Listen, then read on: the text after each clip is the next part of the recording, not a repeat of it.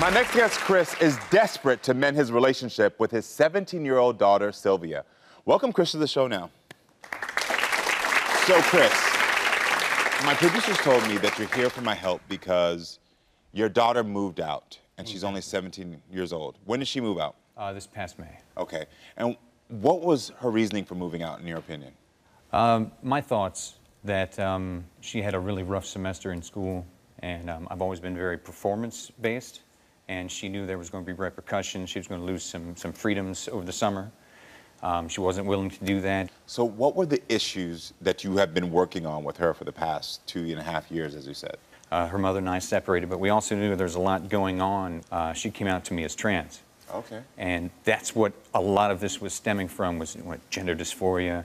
Was it a challenge for you to see her going through that change? That was the biggest challenge I've ever faced in my life, I think. Okay.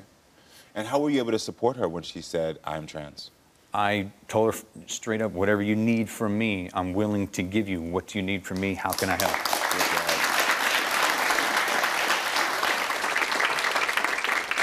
Since then, you've done the work. I've tried to do the work. When she changed her name, was that a hard moment for you? That was the hardest moment.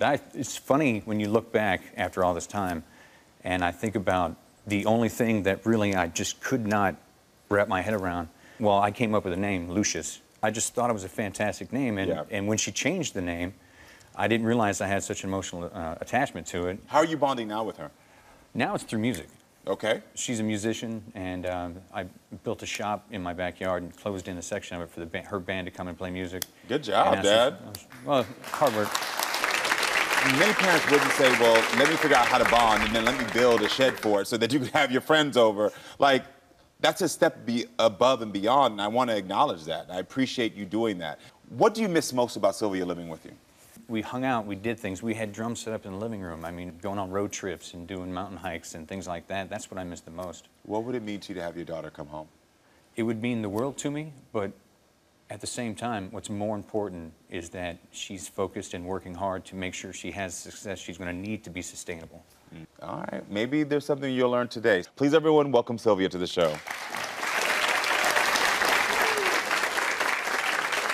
Okay, Sylvia, I want to know, when did you move out of your father's house and why? It was at the start of the summer. There was always this kind of looming thing throughout the entirety of the school year where if I didn't perform to a certain level, a lot of my, not really rights, but I guess privileges would be stripped. I was kind of filled with anxiety, so I got into my car, turned off all my locational services, and drove to a friend's house. But why do you have to turn off your location services?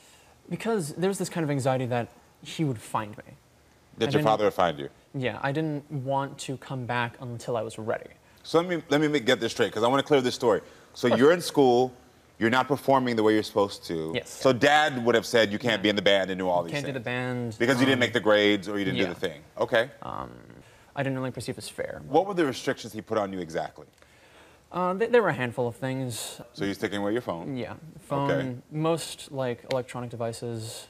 But the one that were really big for me is that he would restrict my social time. Like I wouldn't be able to have use of my car, things like that. Do you feel like your father's being honest about the way he feels about you? I would say he's at least mostly honest with it. What do you think about that? She thinks that you're only mostly honest about what you're feeling. Well, I'm absolutely honest about how I'm feeling, but I understand her perspective on things for sure. Got it. Are you afraid to fail your father? Oh yeah. Through the entirety of my life, that's been kind of a backlying anxiety that I've had. And that's the reason that I left, just because I wanted to prove to him that I could do this by myself. Do you think you're just rebelling? You're 17 years old, I'm listening to everything you're saying, and you're like, I didn't do well in school, so my dad took away my phone, he's gonna take away my car, he's gonna take away my band. I'm wondering, was that just rebellious behavior? I feel like this is more of a basis of, I feel like I had something that I needed to prove to him. But you have a supportive dad who loves you and is trying to be there for you. But he can't hit every mark. Do you think you're hurting him by not being at home? Yeah, I do. Is your daughter hurting you by not being home? Absolutely. Talk to her. Absolutely. And that is something, I can't push back about that. You've done so well since you've been out on your own. It pains me to say it and admit it, but if you're doing this well, maybe it's better if you don't come back, and that just destroys me. I'm going to be honest with you. I think you're a rebellious teen. That's what it is. I think you're a rebellious teen. I understand about right now you're in a very vulnerable place, especially as transitioning. Yeah. Finding your social group is a very important time of a teen's life. But I believe some of the other actions were very much rebellious. Like, I'm gonna turn off my location. I'm gonna not, be there. Those things of nature. Can you admit that's rebellious in some degree? I could see that to a certain degree. But at the same time, in my perception, that was all based off of anxiety. I get it. I'm not going to take away from your anxiety. Yeah. But it's still being rebellious in a sense because you have a father here who I'm sure made some mistakes, but is trying and loved you. But this goes back to the way that you communicate. The way that your child is telling you is that they're afraid to fail you. When you say, is it hurting you that your child's not home? You're like, yeah, but it is hurting me. But you know what? If you're doing better on your own, more practical. Tell your daughter why you need her home. I need you home because you're part of me. And not having you there, it's like part of me's not there. It doesn't matter what you do in life, and you're not a failure to me ever. At the end of the day, no matter how strong your daughter is, she still needs her daddy. That's what I think. I agree. Yeah. You need your father? Oh, yeah. Can you tell him I need you? I need you, man.